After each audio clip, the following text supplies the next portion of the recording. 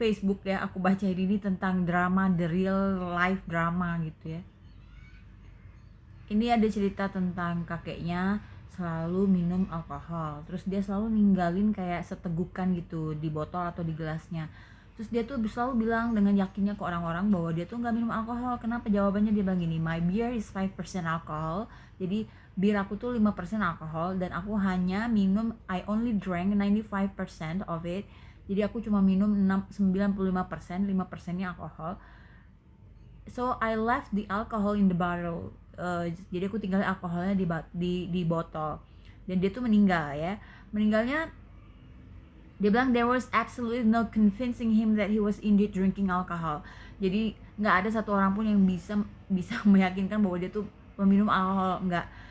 Si kakek yang keras kepala ini akhirnya meninggal di usia mengejutkan 93 tahun, bersumpah bahwa dia tidak pernah minum alkohol. Lucu kan ini? Berikutnya ceritanya dari Mallory May. Dia bilang my great grandmother, jadi nenek buyutnya itu menikah 12 kali, gak pernah sekalipun bercerai, dan semua suaminya meninggal karena heart attack, serangan jantung. Wow, perlu dicurigain. My grandma all my life has been single. Jadi neneknya seumur hidup tuh selalu jomblo. Nah, kemudian si nenek ini punya adik atau punya saudara perempuan, kemudian meninggal 5 tahun yang lalu. Dan si nenek ini yang selama umurnya jomblo ini menikahi si suaminya, si saudara kandungnya itu. The drama. Nih, dari Taylor Van Norman Thomas, dia bilang, I have an aunt that's been married 3 times, but all 3 husbands were brothers. Aku punya bibi yang udah menikah 3 kali, ya, tapi semua suaminya yang 3-3 itu adalah saudara kandung, guys. Nah, ini apa nih ceritanya? Oke.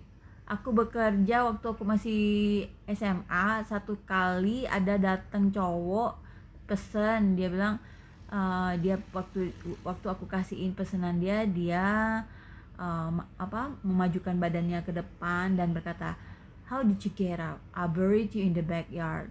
Hey, kamu gimana kamu bisa keluar? Kan aku udah nguburin kamu di halaman belakang. I laughed and moved on to the next customer. Aku ketawa dan aku ya langsung aku terusin ngurusin pelanggan berikutnya. Kemudian laki-laki ini mulai datang lagi seminggu sekali dan bersikeras bahwa insisted I tell him, dia pengen aku kasih tahu dia ngotot ya, suruh aku kasih tahu dia kenapa aku belum mati juga. Management didn't think it was serious, so my parents suggested I quit. Manajemen merasa itu bukan hal yang serius, jadi akhirnya sih orang tua si Robin ini suruh dia berhenti kerja. Nah, beberapa bulan kemudian, a few months later, I was in a bank and he walked in. Aku lagi di bank dan dia masuk. Started all over again, mulai lagi seperti itulah, bilang hal yang sama terus gitu. Security guard satpamnya membawa aku keluar dan aku pulang lah ya. Nah, mungkin sekitar setahun kemudian aku pulang ke rumah dari sekolah. I came home from school. Aku pulang ke rumah dari sekolah dan dia terlihat lagi parkir di seberang jalan dari rumahku. Many cities away ya ini. I called the local police, aku telepon polisi dan mereka menanyai dia. Dia akhirnya dipenjara untuk hal yang sama. Oh, thank goodness that was the last time I saw him. Ya untungnya itu terakhir aku ketemu dia. Gila ya, ngeri banget ya. Ini apa ceritanya? Jadi dia itu punya satu ruangan. Harley ini dia punya satu ruangan khusus untuk mainan. Dia punya banyak mainan dan alat-alat daripada Love Honey. Aku nggak tahu Love Honey siapa. Aku memutuskan untuk memberikannya, give it up and claim back the spare bedroom. Jadi dia mau bagi-bagi aja sih gitu loh, si boneka-bonekanya, mainannya gitu, supaya kamarnya bisa balik kosong. Nah, kebanyakan mainan itu nggak bisa di apa ya, nggak bisa disimpan lagi. Jadi akhirnya aku taruh di tas and took them to the tip. Don't worry, everything was super clean. I backed them up and took them to the tip. Unbeknown to me, the tip staff have to check any non-recyclable waste. Oh, jadi ada pegawai lah gitu ya yang harus memeriksa apa ya, barang-barang yang tidak bisa di recycle sebelum dilanjutkan ke proses selanjutnya gitu loh. Setelah aku banyak memohon dan berusaha meyakinkan mereka bahwa tidak ada kayu di dalam tas yang aku sebut dengan personal items, ditandain personal items, jadi barang-barang pribadi, I had to return hand the bin bags. Aku akhirnya dengan secara sungkan mengulungkan kantong sampah tersebut ke petugas tersebut untuk diperiksa sebelum dibuang. Aku akhirnya harus menahan malu dan cepat-cepat ke mobil dan ngebut karena mereka tuh menunjukin, dan dia bisa lihat dari kaca spionnya, mereka mengeluarkan barang-barang yang aneh banget dari kantong-kantong itu. Maksudnya gimana nih? Jadi kan dia bilang nggak ada yang aneh, ternyata banyak barang yang aneh gitu, dan itu dikeluarin satu-satu gitu sama petugasnya. Nih, kakek buyut aku menembak mantan istrinya, kemudian menembak dirinya di rumah duka di Bedford, Indiana, menerima jenazahnya tapi tidak menerima jenazah yang perempuannya karena karena si istri dari pengurus pemakaman itu berkata, she wouldn't have a harlot in their establishment.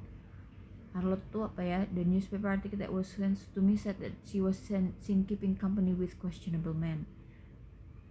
Oh, maksudnya nggak akan dikuburin dengan baik itu karena diisukan si perempuan itu tuh ada bareng-bareng sama laki-laki yang dipertanyakan lah ya, laki-laki nggak jelas gitu.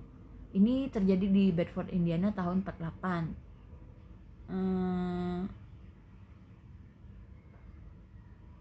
Ini nggak ngerti lah apa ya maksudnya. Mungkin nggak dianggap ya si yang perempuan itu karena dianggap selingkuh gitu ya zaman itu tuh. Ini seru nih. Sepupu aku minta izin ke sebuah toko lokal. Dia tuh mau pakai bathroomnya, pakai WC-nya karena dia tuh kebelet pipis gitu. Tapi ditolak oleh pihak toko itu, jadi nggak boleh pakai toiletnya gitu. Akhirnya si sepupunya ini nurunin celananya dan dia pup lah di depan tangga depan di tengah siang bolong. Masya Allah, dia pup lah, dia nggak kuat lagi, dia pup aja di tangga di situ ya, di tangga tokonya itu. My aunt mailed my grandma a bomb in the mail back in the day. Bomb squad and postal service inspection and everyone showed up. She did not include a detonator though, so it all worked out. Bibiku mengirimi nenekku sebuah bom ya di sebuah surat gitu. Akhirnya datanglah inspektor pelayanan pos dan pasukan bom, semua muncul, tapi dia nggak memasukkan detonatornya, jadi ya nggak apa-apa gitu. Jadi cuma dikirim bomnya doang, detonatornya nggak. Nah, ini apa nih ceritanya? Nenek buyutku Cindy menceraikan pamannya ya, kemudian menikahi keponakannya. Secara garis besarnya, nephew sister my mother gets married my father. 10 years later my mother's sisters married my father's brother. Not done yet. Fast forward again, my brother has married the second time. 2 years after they married, I married my brother's wife's brother. The going joke in our family tree has no branches. It goes straight up. Thankfully no inbreeding. Gak ngerti ini apa sih. Jadi saling menikahi sama-sama saudaranya ya.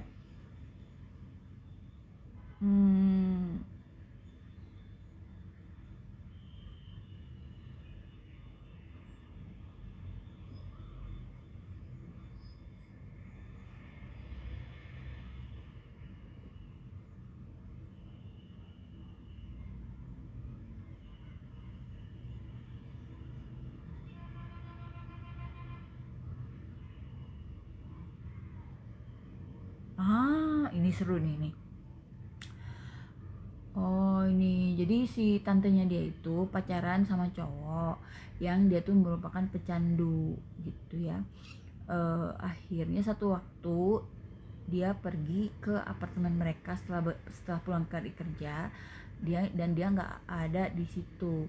Nah dia itu mengikat si tantenya make pisau untuk motong rambut di si tantenya ini yang panjang ya, rambutnya panjang sampai sepunggung gitu. Terus ngasih obat yang overdosis, menggunakan obatnya si tantenya sendiri, kemudian menggunakan pisau untuk melukai tangannya sendiri. Nah kemudian ada orang yang manggil 911 dan akhirnya mereka bisa diselamatkan. Dia akhirnya masuk penjara beberapa tahun dan masa percobaan di beberapa tahun kemudian setelah dia selesai masa percobaannya, dia akhirnya mulai memacari perempuan lain. Nah si tantenya ini berusaha untuk ngasih tahu ke perempuan itu apa yang terjadi gitu ya, meminta si cewek itu untuk ninggalin si cowok itu karena bahaya banget kan, tapi si cewek ini nggak mau dengerin. Nah akhirnya apa coba yang terjadi, si laki-laki itu akhirnya menikam si perempuan dan kemudian loncat dari apartemen lantai 4 dan nggak ada yang survive. Nenek buyut aku menikah 2 kali. Pertama suaminya meninggal di sebuah kebakaran barn, itu kayak gudang pertanian gitu secara misterius, dan dia menikahi kembarannya.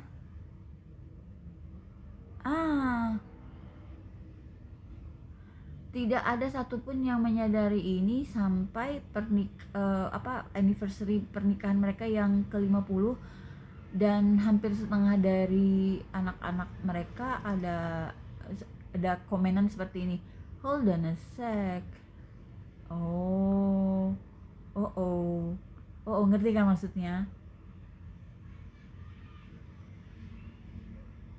Oke. Kakekku yang hampir semua keluarga tidak setuju dan hindari, menikahi ibuku, menikahi ibu mertuaku setahun setelah aku menikah. Jadi si kakeknya nikahin ibu mertuanya setelah dia itu sama suaminya menikah setahun. Holidays were tons of fun. My mother became my hubby's stepsister. One day my children were much younger. Here apa sih? We visit a local theater. Nggak ngerti apa ini ya, nggak ngerti. Bukan nggak ngerti bahasanya. Actually my aunt did get married 3 times. Sebenarnya tante aku menikah 3 kali, dan ketiga-tiganya si lakinya itu semuanya bernama Steve. Kok lucu ya? Kok bisa ya? Aku adalah sebuah produk dari sebuah perselingkuhan. Ibuku mulai berkencan dengan laki-laki yang sudah menikah, dan dia menghamilinya istrinya secara kebetulan ketika si istrinya juga sedang hamil juga di rumahnya. Jadi dua-duanya lagi hamil, selingkuhan sama istri Syah. Aku menemukan bahwa dia adalah ayahku ketika aku usianya 10 tahun. Karena si jadi si istri saya itu punya anak perempuan. Anaknya si cowok ini masuk sekolah barengan sama aku. Dan she connected the dots. Jadi kayak puzzle tuh nyambung gitu. Sampai hari ini ibuku masih berbohong di depan mukaku mengatakan bahwa dia bukan ayahku. Tapi semua keluarga besar bilang bahwa dia adalah ayahku. Ya begitulah, kasihan juga sih ya.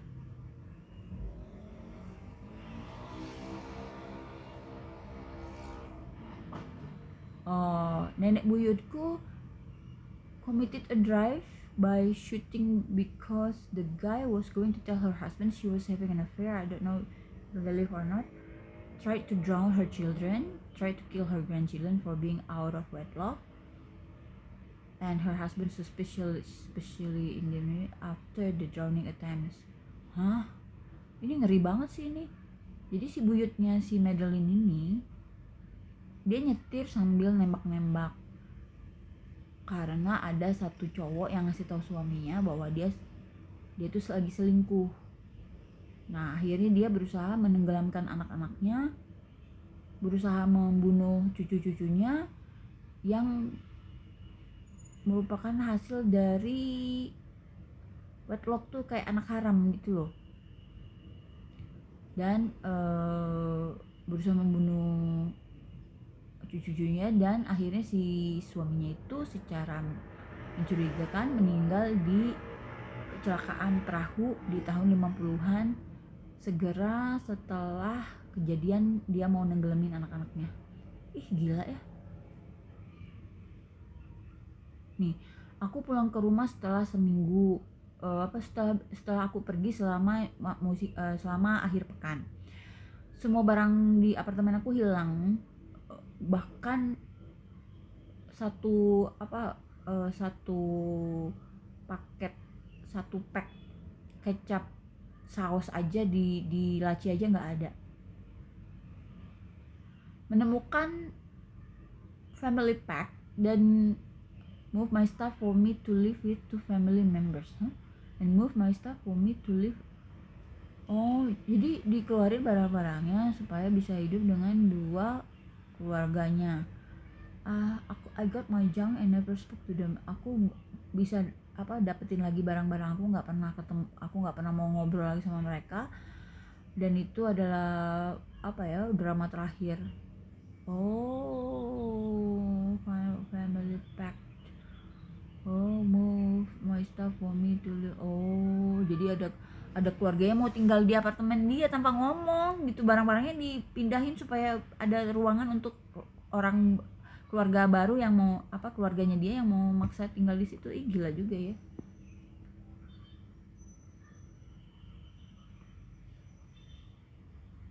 Ini istriku diadopsi waktu masih kecil. 50 tahun kemudian dia ikutin tes itu loh, yang DNA keturunan itu, mengetahui bahwa dia merupakan anak bungsu dari 6 bersaudara. Ibu kandungnya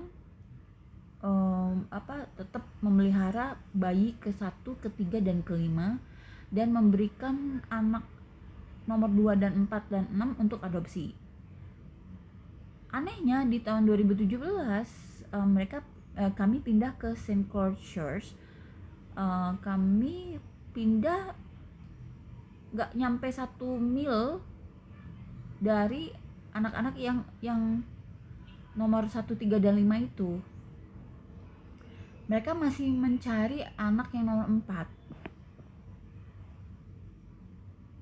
4. Sampai tahun 60-an mereka percaya bahwa setiap anak memiliki ayah yang berbeda-beda.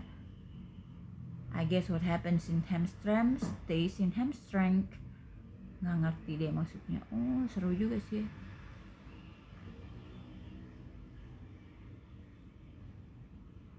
Oh, jadi ada satu teman kerjanya cerita ada satu perempuan muncul di pintu depan dia dengan 2 anjing dan duduk di teras dia selama 10 menit. Kemudian ada bel berbunyi dan bilang God send me here, Tuhan mengirim aku di sini. Kemudian dia balik lagi malam itu di hujan lebat. Dia bicara ke dirinya sendiri di teras itu. Kemudian belnya bunyi lagi. Itu sekarang through the camera. Oh, Tuhan telah mengirim aku ke rumah ini 2 kali hari ini. Dan told the cops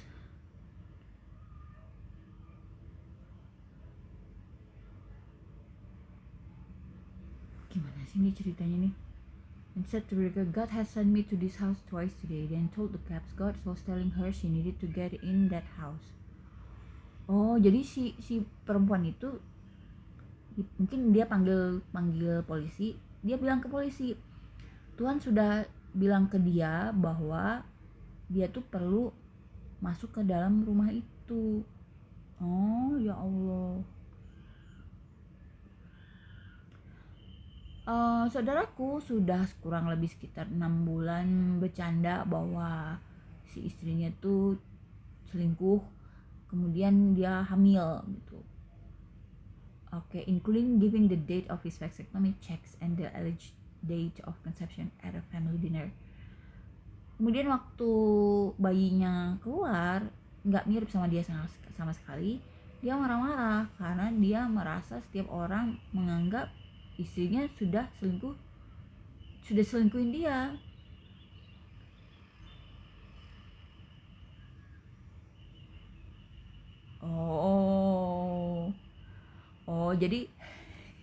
Jadi kalau ada yang ngirain istrinya selingkuh, dia tuh marah-marah dan dia nggak mau ngobrol lagi sama keluarganya gitu.